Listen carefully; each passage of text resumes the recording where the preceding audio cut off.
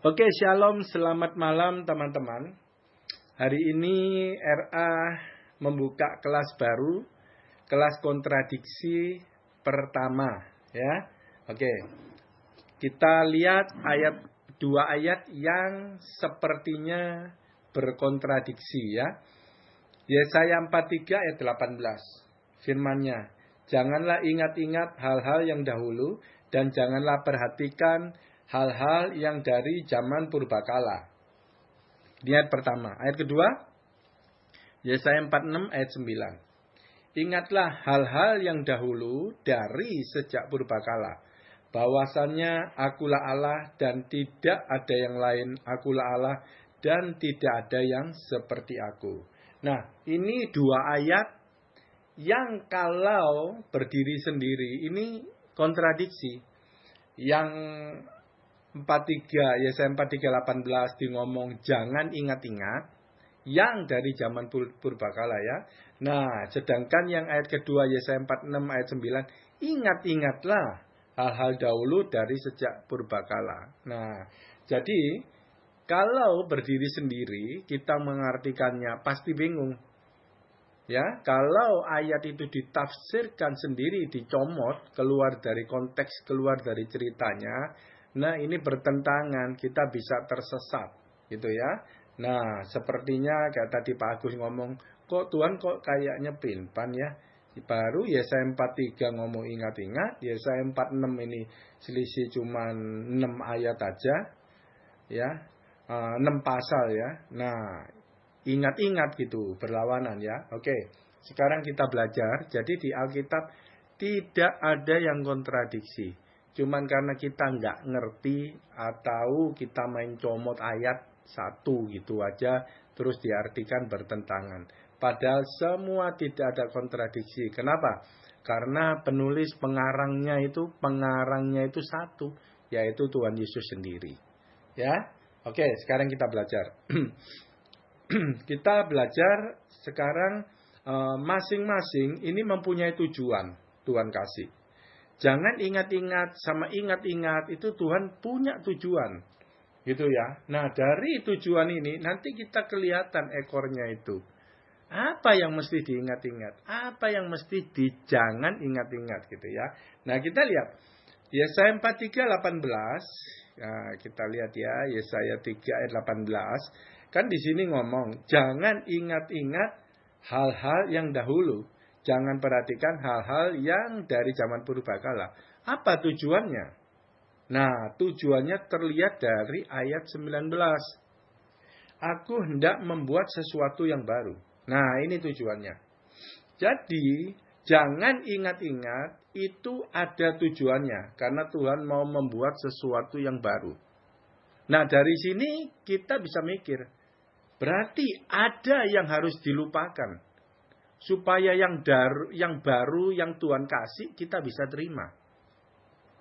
Gitu ya. Kalau kita berpegang pada yang lama terus, yang baru nggak bisa masuk. Nah, nanti baru kita selidiki. Apa yang harus dilupakan? Ya, karena ini narasinya, perikopnya itu dari ayat 1 sampai 21. Ya, kalau ngomong Tuhan jangan ingat-ingat, itu dari ayat 1 itu Tuhan ngomong terus. Yang dulu itu ngomong terus, jangan takut, kamu gini, kamu gitu. Sampai ayat 17. Bahkan yang paling dekat ayat 16, Tuhan ngomong gini, beginilah firman Tuhan yang telah membuat jalan melalui laut dan melalui air yang hebat. Nah, jadi Tuhan ngomong jangan ingat-ingat. Tapi ayat 1 sampai 18 sampai 17. Itu semua Tuhan ngomong zaman dulu. Nah, gimana? Tuhan ngomong jangan ingat-ingat. Tapi Tuhan yang ngingetin sendiri gitu loh ya. Nah, tapi ingat. Ini namanya jangan ingat-ingat. Berarti tidak semua yang zaman purbakala. Ini ngomong zaman dulu ya. Yang zaman sebelumnya. Tidak semuanya itu jangan ingat-ingat. Enggak, ternyata ada yang harus diingat, ada yang harus ditinggalkan. Untuk yang baru Tuhan mau bikin bisa masuk dalam hidup kita. Nah, penghalangnya, nah itu Tuhan mau ngomong nanti. Yang itu yang jangan ingat-ingat. Gitu ya. Kita lihat. Ini banyak banget. Kalau saya ngomong ini terlalu banyak ya. Ayat 1 sampai banyak gitu ya. Sebentar ya. Saya baca pelan-pelan aja ya. Rada cepet ya. Oke. Yesaya 43 ayat 1 nih. Ini Tuhan ingetin itu. Perbuatan dia itu. Tetapi sekarang beginilah firman Tuhan yang menciptakan engkau, hai Yakub, yang membentuk engkau, hai Israel. Janganlah takut, sebab aku telah menebus engkau, aku telah memanggil engkau dengan namamu. Engkau ini kepunyaanku. Loh, bahkan Tuhan ngingetin dari awalnya Yakub itu loh, dipanggil itu loh ya. Diingetin. 2, apabila engkau menyeberang melalui air, aku akan menyertai engkau, atau melalui sungai-sungai, engkau tidak akan dihanyutkan. Apabila engkau berjalan melalui api, engkau tidak akan dihanguskan, dan nyala api tidak akan membakar engkau. 3, sebab akulah Tuhan Allahmu yang Maha Kudus, Allah Israel juru selamatmu.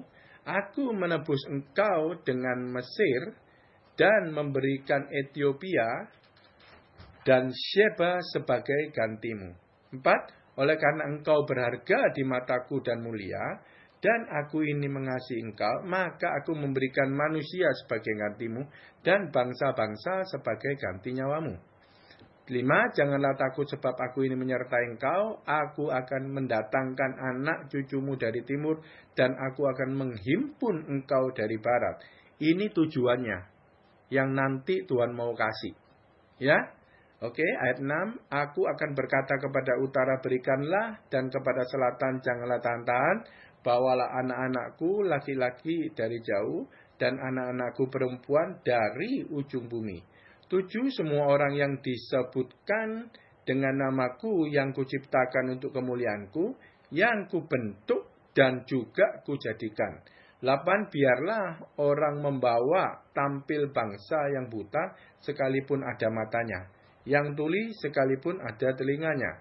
9, biarlah berimpun bersama-sama segala bangsa, dan biarlah berkumpul suku-suku bangsa.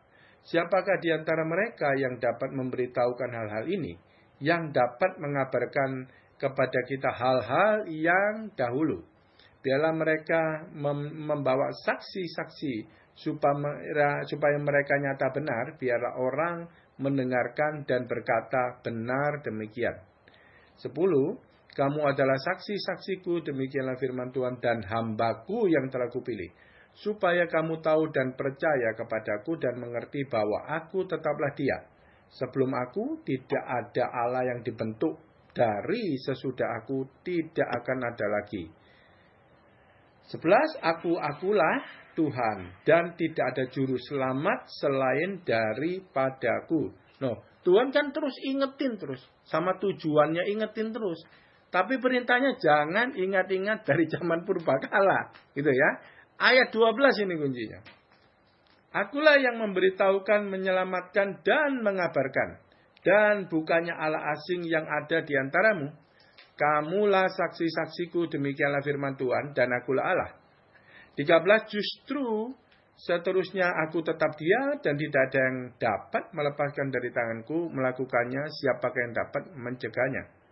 Beginilah firman Tuhan penebusmu, yang Maha Kudus Allah Israel. Oleh karena kamu, aku akan menyuruh orang ke Babel dan membuka semua palang-palang pintu di penjara, dan sorak-sorai orang Kasdim menjadi keluh kesah. Ini berbicara berarti orang Israel itu di bawah tawanan negeri Babel. Nah, jadi Tuhan mau membuat sesuatu yang baru.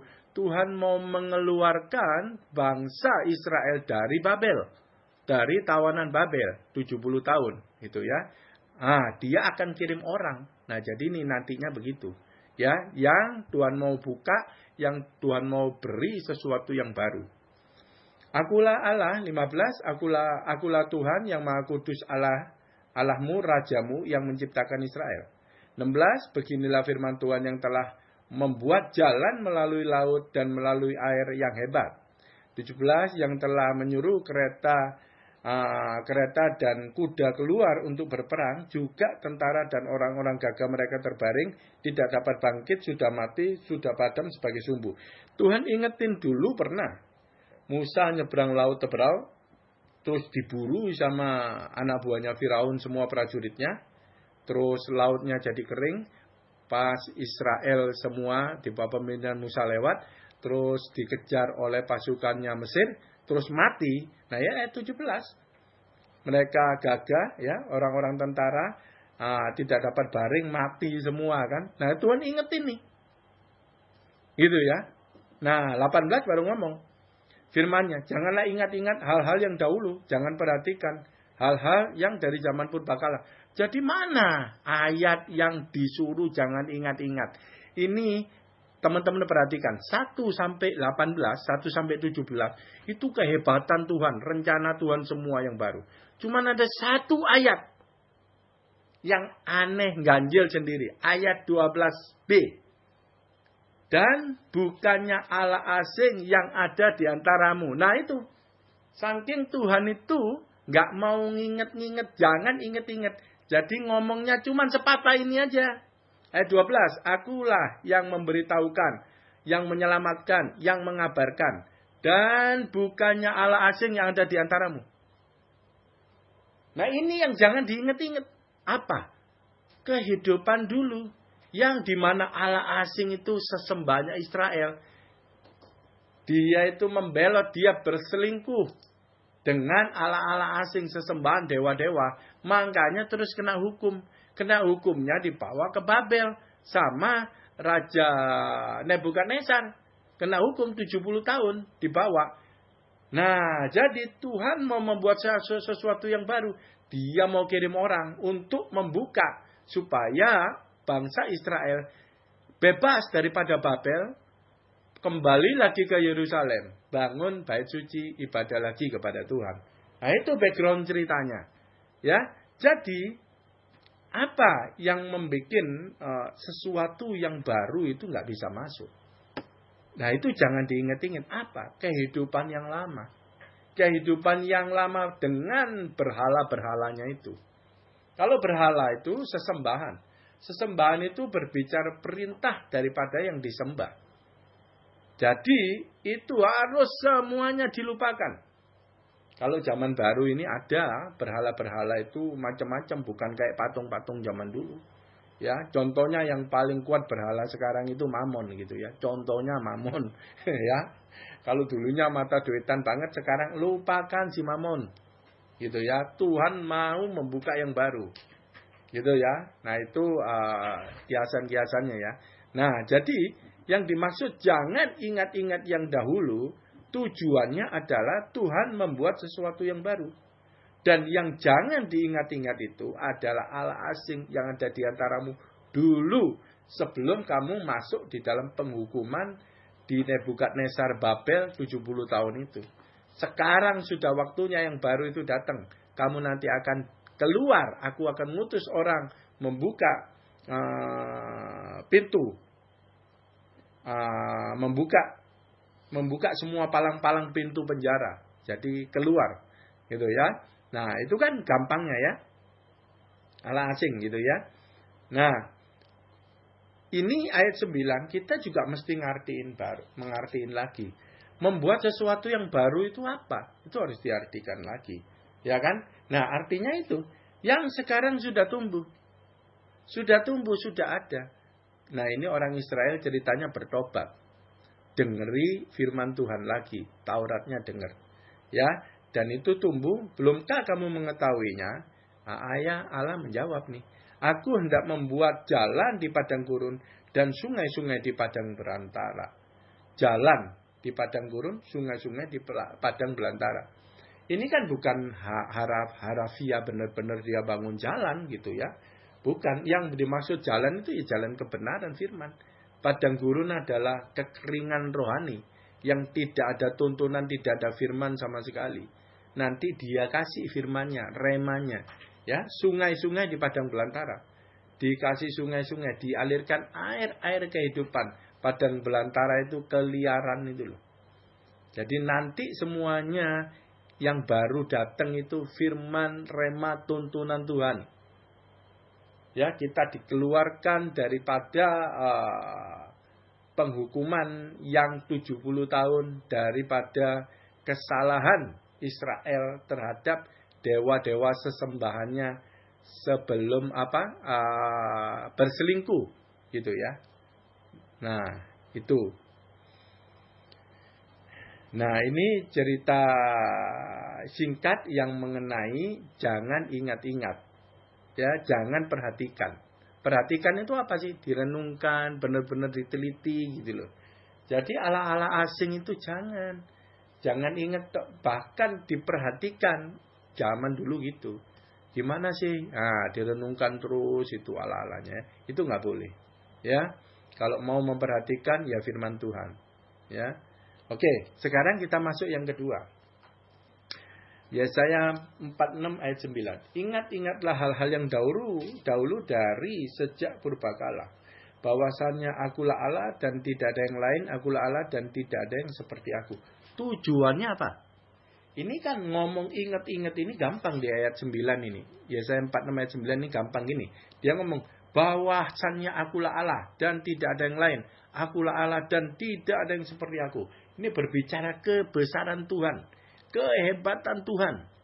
Ingat-ingatlah. Nah, gitu. Jadi disuruh ingat-ingat kebesaran, kehebatan Tuhan. Tujuannya apa? Nah, ini kita lihat. Yesaya 46 ayat 9. Yesaya 46 ayat 9. Yesaya 46. Oke. Yesaya 46 ayat 9. Nah, ingatlah hal-hal yang dari dahulu, dari sejak purbakala, bahwasannya akulah Allah dan tidak ada yang lain. Akulah Allah dan tidak ada yang seperti aku. Oke, kita mundur nih. Ayat 8. Ya. Ingatlah hal itu dan jadilah malu. Ingat-ingat dari zaman purbakala. Nah, ayat 8. Ingatlah hal itu dan jadilah malu. Pertimbangkanlah dalam hati. Hai orang-orang pemberontak. Tuhan ngomong kepada siapa? Kepada orang Israel yang memberontak. Jadi ayat ingat-ingat, suruh ingat-ingat kebesaran Tuhan adalah untuk orang-orang Kristen pemberontak. Ya, targetnya orang-orang Kristen pemberontak. Nah, kita lihat lagi ya. Oke. Targetnya ya, pertama orang-orang Kristen pemberontak harus ingat nih, yang dulu-dulu kebesaran Tuhan terjadi di dalam hidup kita. Supaya kita nggak memberontak. Yang kedua, ayat 12. Dengarkanlah aku, hai orang-orang yang congkak, orang-orang yang jauh dari kebenaran. Nah, orang Kristennya ada 3 macam yang harus dengar, ingat-ingat kebesaran Tuhan masa lalu yang terjadi dalam hidupnya. Pertama, Kristen pemberontak. Kedua, Kristen yang congkak sombong. Dikiranya dia yang hebat, bukan Tuhan itu, gitu loh ya. Nah, orang congkak ini harus ingat itu Tuhan yang besar, Tuhan yang hebat, bukan kita. Nah, terus orang-orang yang jauh dari kebenaran. Jauh dari kebenaran itu nggak ngerti firman. Jauh dari kebenaran, tahu firman. Yes, tapi nggak ngerti firman. Jauh dari kebenaran, jauh dari target. Makanya yang paling gampang, ingat-ingat kebesaran Tuhan. Jadi supaya kita itu benar-benar nggak keluar jalur, nggak murtad gitu loh. Ya, kebesaran Tuhan. Nah, jadi ingat-ingat kita mempunyai target. Pemberontak, Kristen pemberontak yang sombong, yang jauh dari kebenaran. Ya, jangan ngomong itu bukan aku ya. Orang Kristen itu paling gampang anak-anak Tuhan itu memberontak. Siapa yang bisa ikut firman? Ya, kalau firman dipilih-pilih bisa. Gitu ya. Manusia pemberontak sifat dasarnya, natur dosanya begitu. Sombong, yes, paling sombong manusia. Ya. Dan jauh dari kebenaran. Seberapa besar pengertian kita akan kebenaran? Berapa persen kita kenal Tuhan? 1% ada nggak? Jauh lah, jauh banget. Jadi ingat-ingat kebesaran Tuhan itu untuk kita semua. Ya, supaya kita itu bisa rendah hati. Nah, ini 8. Ingat-ingatlah dan jadilah malu. Gitu ya. Apa yang diingat terus kita jadi malu. Tuhan nasihatkan kita harus punya budaya malu dengan Tuhan. Ya, jadi selain ingat kebesaran Tuhan, terus ada lagi, kalau diingat lagi, kita jadi malu dengan Tuhan. Apa kehidupan kita yang kemarin, yang dulu? Kalau kita ingat, kita jadi malu sama Tuhan. Ya kan? Ini untuk orang pemberontak nih. Tuhan ngomong khusus. Nah, kita baca nih. Ya. Kita baca. Yesaya 46, 1-13 itu perikopnya. Cerita total narasinya. Jadi kita biar jelas. Ayat 1.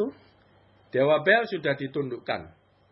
Dan Dewa Nebo sudah direbahkan. Patung-patungnya sudah diangkut di atas binatang. Di atas hewan yang pernah kamu arak. Sekarang telah dimuatkan sebagai beban pada binatang yang lelah. Nah ini dewa sesembahan Allah lainnya Israel. Sebelum masuk di dalam penghukuman. Dewa Bel, Dewa Nebo. Ya. Nah ini. Kalau kamu ingat sesembahanmu masa lalu yang gak bisa nyelamatin. Yang cuman patung terus dirubuhin, ditunduin. Ya pastilah dia gak bisa ngapa-ngapain patungnya. Kalau kamu ingat sesembahanmu masa lalu. Jadi malu sama Tuhan. Ya, malu sama Tuhan. Kita harus punya budaya malu sama Tuhan. Itu menyelamatkan kita. Ya, malu Tuhan. Tuhan nolong gitu banyak. Tuhan perkasa, Tuhan hebat, diingetin. Jadi kalau ingat yang sesembahan yang dulu, aduh jadi malu sama Tuhan. Tuhan gitu baik sama kita ya. 2, lihat berhala-berhala yang dari zaman dulu. Yang harusnya kita ingat dan malu dengan Tuhan. Yang tidak dapat menyelamatkan bebannya. Dewa-dewa itu bersama-sama direbahkan dan ditundukkan. Dan mereka sendiri harus pergi sebagai tawanan. Nah, dewa-dewanya aja nggak bisa ngapa-ngapain. Jadi dewa sesembahannya itu nggak ada kuasa sama sekali. Bahkan ditidurin, diangkut. Diangkut itu pakai binatang yang lelah itu digeret pakai keledai atau kuda gitu ya. Nah, pakai gerobak belakangnya gitu ya. Binatangnya lelah itu ditulis ini, mereka sendiri harus pergi sebagai tawanan. Jadi ditawan itu ke Babel, orang Israel. Jadi dia bawa kuda-kuda. Tapi ada yang bawa dewa-dewanya. Gitu loh. Nah Tuhan ngomong, dewa-dewa gak bisa menyelamatin kamu. Tapi kamu bawa ke pembuangan itu dewa-dewanya. Jadi kalau kamu ingat itu malu. Sekarang aku mau bebaskan kamu dari Babel. Ya. Jadi kalau kamu ingat dewa-dewamu yang dulu, malu. Nah, jadi kita tidak bisa kembali. Jadi Tuhan ngomong, ya jangan memberontak lah. Kamu memberontak ada berhala lain. Toh berhala lain gak bisa nolong kamu gitu kan. Nah, ayat 3. Dengarkanlah aku. Hai kaum keturunan Yakub, hai semua orang yang masih tinggal dari keturunan Israel. Hai orang-orang yang kudukung sejak dari kandungan. Hai orang-orang yang kujunjung sejak rahim. Ini Tuhan benar-benar ngomong, ingat aku. Ingat kebesaranku. Ingat aku ini sayang banget sama kamu. Jadi kalau kita ingat gini kita jadi malu. Kita mana bisa memberontak sama Tuhan. Gitu baik. Gitu hebat Tuhan. Ya. 4. Sampai masa tuamu aku tetap dia. Bahkan dari lahir dipanggil sampai masa tua. Tuhan ngomong Tuhan tetap Tuhan. Masih sama tidak berubah. Kalau mengasihi sayang kita. Iya segitu. Ya itulah dia. Dan sampai masa putih rambutmu. Aku menggendong kamu. Loh ini Tuhan suruh ingat loh. Kebesaran Tuhan kasihnya itu loh. Ya, bukan kebesaran soal duitnya kita dapat berkat. Ya kita boleh juga itu ya dari Tuhan. Tapi yang Tuhan tekankan itu benar-benar Tuhan itu yang menopang kehidupan kita. Sampai putih rambut, sampai tua. Aku menggendong kamu. Jadi ketika tua, Tuhan ngomong, lu gak mampu jalan pun gua gendong. Itu jaminan luar biasa. Aku telah melakukannya. Aku telah melakukannya. Berarti ada kesaksian itu. Orang Israel Tuhan pernah berbuat. Ingat itu. Maksudnya itu ingat kebesaran Tuhan. Dan mau menanggung kamu terus. Mau menanggung kamu terus. Mau memberontak apa terhadap Tuhan. Mau sombong apa terhadap Tuhan. Ya toh? Tuhan berikan kata-kata janjinya. Aku mau menanggung kamu terus. Gak peduli susah, gak peduli senang, gak peduli keadaan kita apa. Tuhan janji. Kalau kamu sudah kecewa sama Tuhan, gak mungkin ya mau memberontak nih ngomong. Aku mau menanggung kamu terus. Aku mau memikul kamu dan menyelamatkan kamu. Sampai ujung akhirnya Tuhan ngomong menyelamatkan kamu. Mati masuk surga. 5. Kepada siapakah kamu hendak menyamakan aku? Hendak membandingkan dan mengumpamakan aku sehingga kami sama. Ya, orang banding-bandingin sama dewa kan. Karena dia punya sesembahan. Nah, dewamu bisa nggak kayak gini? Lu mau samain aku dengan siapa? Nggak ada. Dibandingin, nggak bisa dibandingin Tuhan itu. Tuhan cuma satu. Diumpamain aja nggak bisa. Nggak ada yang dibuat umpama. Di bumi ini nggak ada yang seperti dia. Jadi seumpama Tuhan itu umpama kayak gini ya. Nggak bisa. Mau bandingin. Ya nggak bisa. Nggak bisa dibandingin. Perbuatannya nggak ada. Yang bisa nyamain dia nggak ada. Ya udah. Oke, selesai. Gitu maksudnya ya. Aku adalah aku. Nah, 6. Orang mengeluarkan emas dari dalam kantongnya dan menimbang perak dengan dasing. Mereka mengupah tukang emas untuk membuat Allah dari bahan itu. Lalu mereka menyembahnya juga sujud kepadanya. Pemborosan, sembah Tuhan-Tuhan yang ala-ala, yang dewa-dewa nggak karuan. Itu keluar duit. Yang nggak ada artinya. Bahkan emas dibuatnya. Jadi terhadap dewa-dewa itu keluar duit dan tidak ada artinya. Nolong aja nggak bisa, apa-apa nggak bisa. Ya, Tuhan aja dikawal dari lahir sampai terakhir. Tarikan nafas Tuhan ngomong menyelamatkan kamu. Mau bandingin? Nggak bisa. Tuhan nggak bisa bandingin. Nggak bisa dibandingkan. Dengan kata lain, kalau kita membandingkan itu kita udah merendahkan Tuhan. Ya. Lalu mereka menyembahnya juga sujud kepadanya. Nah, itu dewa-dewa ya. Mau nyembah sujud aja dia harus bermodal besar. Emas bikin ini, bikin itu, macam-macam lah ya. Oke, 7. Mereka mengangkatnya ke atas bahu dan memikulnya, lalu menaruhnya di tempat. Di situ ia berdiri dan tidak dapat beralih dari tempatnya. Ini Tuhan kan lagi merendahkan dewa-dewanya sesembahan Israel. Gerak aja nggak bisa, mesti dipikul di atas bahu, lalu ditaruh di tempat. Terus udah ditaruh, nggak bisa goyang, nggak bisa kemana-mana. Kok itu disembah? Nggak ada kuasanya, nggak ada apa-apanya sama sekali, kata Tuhan gitu. Sekalipun orang berseru kepadanya, ia tidak bisa menjawab. Dan ia tidak bisa menyelamatkan mereka dari kesesakannya. Patung diajak ngomong, dia juga nggak bisa jawab patungnya. Dewa-dewanya ya. Jawab nggak bisa. Apalagi menyelamatkan. Nggak bisa. Menyelamatkan dari kesesakannya. Ya toh? Nah sekarang lagi sesek nih. Di Babel nih 70 tahun. Bisa nggak nyelamatin? Nggak bisa. Gitu kan? Nah ini ngomong kepada orang pemberontak. Ya, orang yang sombong. Yang nggak ngerti firman, jauh dari kebenaran. Ya, itu. Nah, baru balik ke angka 8 ini tadi. Ingatlah hal itu dan jadilah malu. Ingat loh, sesembahanmu itu loh kayak gitu. Nggak ada kuasanya, gerak nggak bisa, nyelamatin nggak bisa, apa-apa nggak bisa.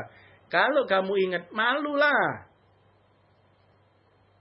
Gitu loh ya. Jadi kalau kita ingat mau memberontak, balik ke kehidupan lama, berhala-berhala dan lain-lain itu ya. Jadi Tuhan ngomong, malulah kalau ingat itu. Jadi ingatlah yang kebesaran Tuhan tadi. Kamu dijamin digendong sampai putih rambut dan semuanya. Itu yang harus diingat. Kebesaran Tuhan, ya. Nah, ayat 10 yang memberitahukan dari mulutnya hal yang kemudian dari zaman purbakala apa yang belum terlaksana dan berkata keputusanku akan sampai dan segala kehendakku akan kulaksanakan. Loh, hebatnya Tuhan. Dari mula sampai akhir dia bisa tahu semuanya. Dia bisa ngomong. Ya, dari yang dulu sampai yang akan datang, yang belum kejadian, dia bisa tahu, dia bisa berikan. Nah, luar biasa. Itu yang mesti diingat sama Tuhan. Tentang kebesaran Tuhan. 11, yang memanggil binatang buas dari timur dan orang yang melaksanakan putusanku dari negeri yang jauh. Aku telah mengatakannya, maka aku hendak melangsungkannya. Aku telah merencanakannya, maka aku hendak melaksanakan. Ini apakah bersangkutan dengan binatang buas, burung buas dari timur? Ini yang menggempur raja Nebukadnezar, ya, sehingga orang Israel bebas daripada perbudakan di Babel, jadi tawanan, ya toh, memanggil binatang buas dari timur dan orang yang melaksanakan putusanku dari negeri yang jauh. Ini binatang buas ini. Jadi bukan jemaat Tuhan nanti yang disuruh gempur Nebukadnezar. Ya, negara lain yang buas gitu loh. Ya, itu pun Tuhan bisa pakai untuk kelepasan Israel dari Babel, ya. 12, dengarkanlah aku, hai orang-orang yang congkak, orang-orang yang jauh dari kebenaran. Tuh, tadi lihat. Kalau pemberontak, sombong, gak ngerti firman lagi. Nih, dengerin.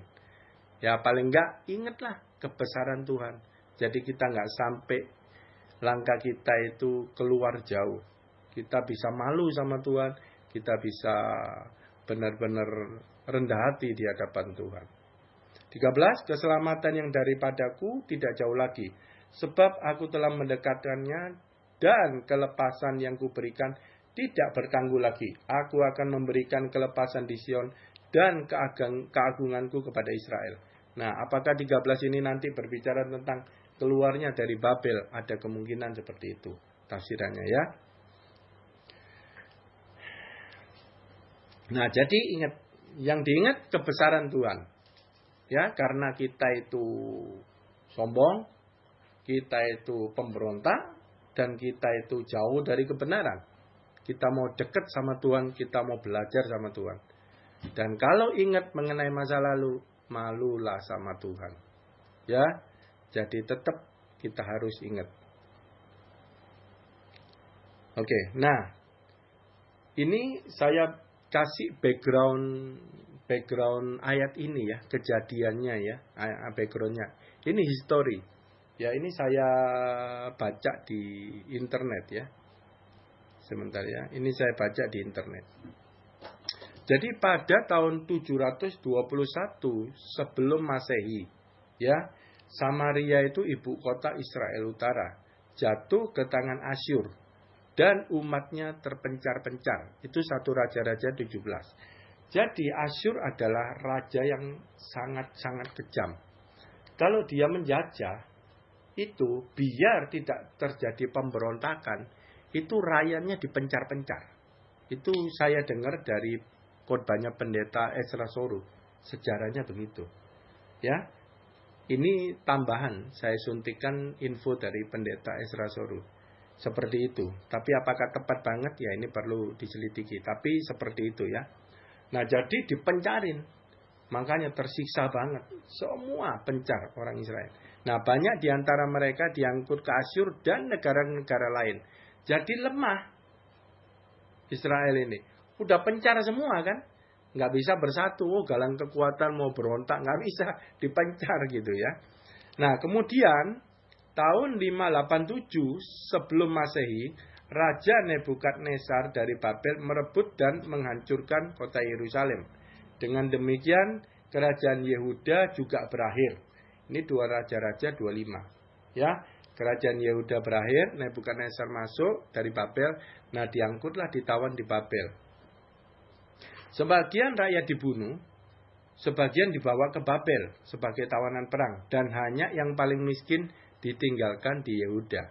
Ya, mungkin saja orang yang bisa manfaatkan situasi ini demi kepentingan mereka dan memperoleh keuntungan. Misalnya ada orang yang membelot kepada pihak Babel.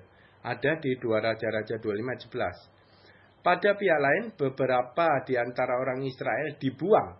Itu berhasil dalam bidang perdagangan. Bahkan ada juga kemudian mendapat pendidikan di negeri asing dan memperoleh jabatan di pemerintahannya. Contoh, Daniel, Nehemia, BND itu apa ya? Terus Esther gitu ya. Kan ada yang kerja di pemerintahan ya. Daniel, Sadrak, Mesa, Abednego gitu ya. Itu kan tawanan tapi sukses. Itu ada gitu ya. Selama 7 tahun bangsa Israel hidup dalam pembuangan di negeri Babel, jauh dari Yerusalem dan negerinya. Jauh banget ya, jaraknya itu jauh. Meskipun begitu Allah tetap menyertai mereka dan mengutus nabi. Ini benar-benar frustasi orang Israel. Kenapa? Karena dia itu benar-benar hidupnya dari bait Allah. Tiap hari harus nyembelih korban. Itu kehidupannya. Penebus dosa itu harus. Jadi ketika semua dihancurkan, terus ke Babel sebagai buangan, pusing semua. Ini gak ada, gimana kita dosanya gak ada lagi korban. Penghapus dosanya gak ada lagi. Nah itu pusing. Dan di sana pusing. Nah, orang-orang di sana, saya dengar khotbah Rita Wahyu ya, nyari cara penggantinya korban di bait Allah itu gimana penggantinya. Dia nyari ayat-ayatnya itu. Terus dia ketemu. Mazmur 141 ayat 2. Biarlah doaku adalah bagimu seperti persembahan ukupan. Dan tanganku yang terangkat seperti persembahan korban pada waktu perang. Nah, jadi karena nggak ada bait Allah, dia di pembuangan di Babel, dia gantiin pakai doa. Jadi doa itu seperti persembahan ukupan. Jadi karena dia nggak bisa nyembelih, nggak bisa bakar kemenyan, pengharum gitu ya. Nah jadi dia pakai doa. Nah itu penggantinya waktu di Babel. Makanya dia ngotot, akhirnya Tuhan utus Asyur masuk, Raja Koresi masuk, dikeluarin dari Babel. Nah Raja Koresi ini sejarahnya, dia itu meneliti setiap perang menang selalu habis itu kalah. Karena dewa-dewanya selalu dihancurkan sama penjajahnya yang menang. Nah Raja Koresi nggak mau. Dia mau menang terus, jadi dia hormati semua dewa sesembahan yang jajahan dia. Makanya Israel akhirnya diperbolehkan pulang, bangun ke Yerusalem, bangun bait Allah. Itu background ceritanya begitu. Nah, makanya terus dia pulang. Nah, sejak saat itu, ya, itu waktu Nehemia ke Yerusalem membangun itu ya. Nah, sejak saat itu Israel menyebut dia sebagai bangsa Yahudi dan beragama Yahudi. Itu awal mula sejarahnya. Oke, teman-teman, jadi ini sudah selesai background cerita Yesaya, kejadiannya seperti itu. Dan sekarang kita tahu, jangan ingat-ingat dan ingat-ingatlah, ini tidak kontradiksi. Ya, ini semuanya luar biasa. Semuanya mempunyai tujuan dan itu baik buat kita. Luar biasa, Tuhan Yesus dahsyat.